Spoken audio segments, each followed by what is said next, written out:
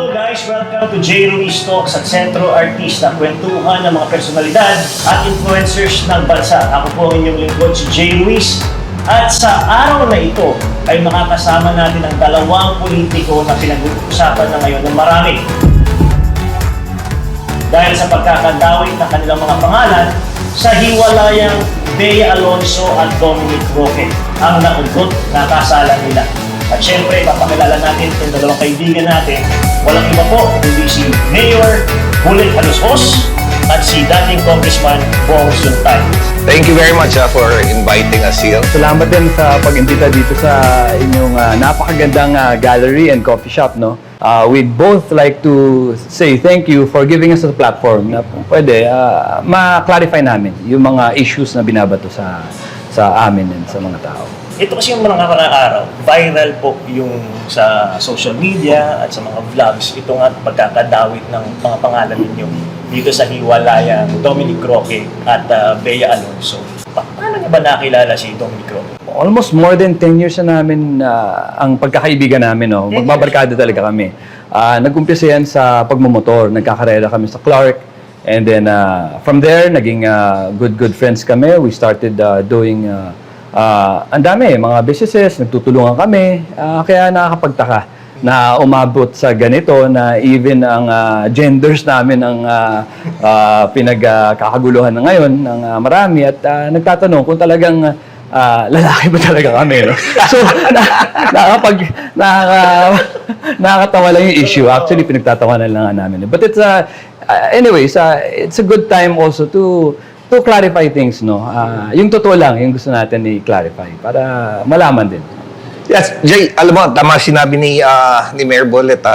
Matagal na kaming magbabarkada. Kagaya ng sinabi niya, started with similar passions for riding motorcycles, cars, at masasaya kaming magkakasama. In fact, yung passion na yan led to the formation of a group, yung tinatawag namin Euro Monkeys, which is a group that where Mayor Bullet, myself, si Dominic, si Dingdong Dantes, Richard Gutierrez, Kim Atienza, and some other people, sila Doc Yapi, sila Emil Bano, belongs. Dahil pare-pareho, we both share similar taste, similar passions, and of course, yung love for riding motorcycles. Throughout the years, lagi kaming magkakasama. At alam mo, sa barkadahan, andyan din yung pagnanais mo na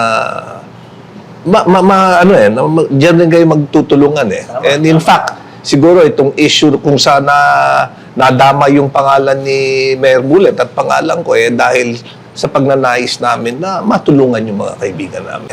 So you have a love for, all of you guys have a love for riding bikes. Ayun, umiikot kayo ng buong Pilipinas.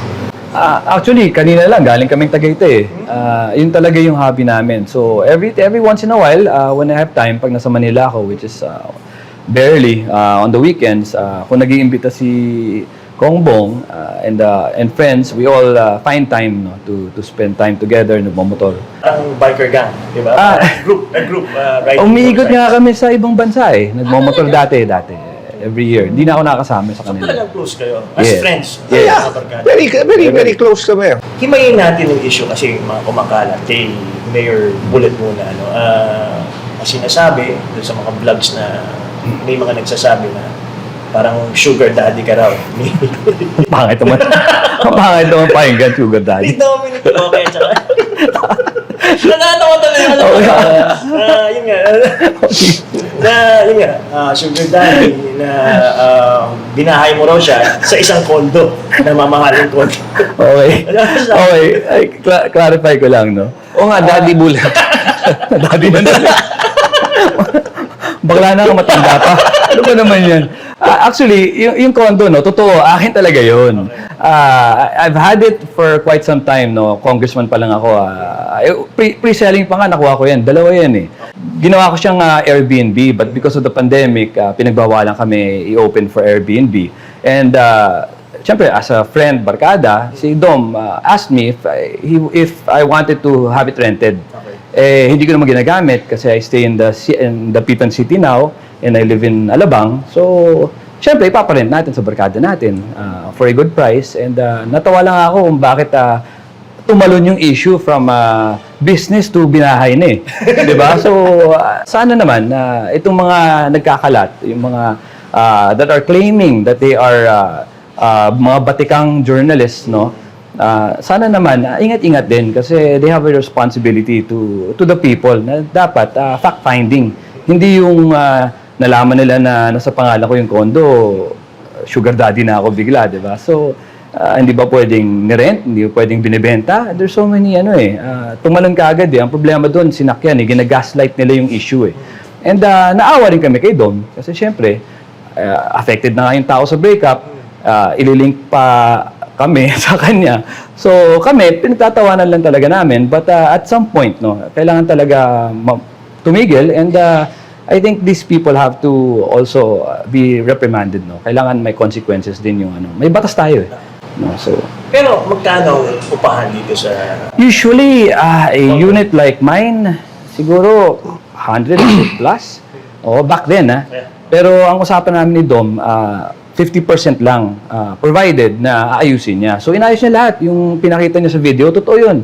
Inayos niya from the ground up. Sabi ko, sige, wala akong gagawin kasi sira-sira na rin siya. Tumutuklap na yung sahig. Pinatiles na niya. Sabi ko, sige bro, ayusin mo. At least wala na akong gastos. At the same time, kumikita pa ako konti. No? So, he was already staying there for almost 3 years eh. Matagal na rin eh. So, ngayon na yun na, sinakyan pa nila. And at least, sana naman mas mataas na yung renta ngayon pagkatapos sa iwanan ni Dom yung unit, no? So, yun na. Just para lang maklarify, no? May proof ka ba na talagang binabayaran mo? Oo naman, pinadala ko sa yung text eh. Inaano ko nga siya pare, bayaran mo na yung utang ko. And I'd wait for a couple of months before he'd make the deposits. Like, okay lang, sige lang. No problem, di naman ako nagmamadali. Importante, the place is being rented and hindi siya nasisira. So, wala namang ibang... Kasi wala namang gumamit, Yun na nga. pinahiram mo lang Yun sa na nga. kaibigan. Yun na nga. At Hindi, pinapabayad ko sa kanya. Hindi pinahiram. Oo. Hindi ko din siya binahay Clarify lang Baka kasi nowadays sensitive na ako sa mga usapang ganyan Kailangan, pati damit ko, kailangan talagang hindi pwedeng mag-pink. Hindi nothing against the LGBTQ. Kaibigan tayo lahat. Pero hindi talaga ako. So, I guess. Kay Kong Bong naman, sa'yo naman, iba naman ba to sa issue? Alam naman natin na ambassador si Dominic Roque sa mga clean fuel gasoline stations mo. Ngayon naman, sinasabi na binigyan mo raw siya ng gasolinahan. Well, alam mo, kagaya ng sinabi ni Bullet, it's very easy naman to find the truth kung talagang itong mga sinasabi natin mga batikang reporters, journalists, kung gusto nila malaman kung ano ito madaling malaman naman Pero siyempre, kung ang purpose is yung pang-iintriga, then it doesn't matter kung ano yung totoo. Si Dom, as I mentioned, from being a friend na mahilig sa motor, nangangarera yan Parang si Mayor Bullet, nangangarera ng motorsiklo yan dati So because mahilig din siyang sa motorsports, nung nagkaroon ang kumpanya ko, yung Clean Fuel, nung nagkaroon kami ng team, yung Formula V, yun yung predecessor ng ng Vios Cup. Okay. So nung nagkaroon ng Formula V, I decided to get a team, to put a team doon sa karera na yan. And kinailangan ko ng celebrity driver. Kasi yung niyan, meron kaming professional driver, tapos nung kumuha rin kami ng celebrity driver. Siyempre, sino pa ba yung kukunin ko? Di kukunin ko na yung kaibigan ko to drive for us. So doon si Dominic yung naging celebrity driver. And then from there on, dahil alam mo, mabait si Dom, ginawa ko na rin siyang brand ambassador ng Clean Fuel. So, hindi lang ngayon yan kung talagang sabi ko nga, kung talagang magre-research lang, makikita nila na as early as 5 years ago, talagang brand ambassador na si Dominic. Ang nakakagulat nga, yung pinost pa nilang picture, yung contract signing namin ni Dom na kinukuha siyang endorser. Pero wala naman din katotohanan na binigyan siya ng gasoline na He's present doon sa yung contract signing na yon was yung contract signing between myself as president of Clean Fuel and him as yung aming brand ambassador. Tapos noon may mga picture na nasa ribbon cutting siya because that's part of his responsibility as brand ambassador of Clean Fuel to attend yung mga ribbon cutting ng Clean Fuel. Kaya ako nung una natatawa, I was taking it lightly. In fact, sabi ko nga sa kaibigan ko, uy, okay to nakakakuha ng libreng advertisement ng Clean Fuel. Oo. Tsaka dumami yung followers ko. Oo. Tinignan ko rin yung followers ni Mayor Bullet. Nakita kong pasikat na siya ngayon. So siguro pagka natapos yung kontrata ni Dom, si Bullet naman ang kukunin kong endorser dahil sikat na rin eh. Kahit kailan, hindi kayo tinanong ng mga vloggers or reach out Wala, guys? wala. Walang Talagang demolition na job eh. I hope na because of this, magkakapangil na yung batas and we will do, or I will do some legal actions against this.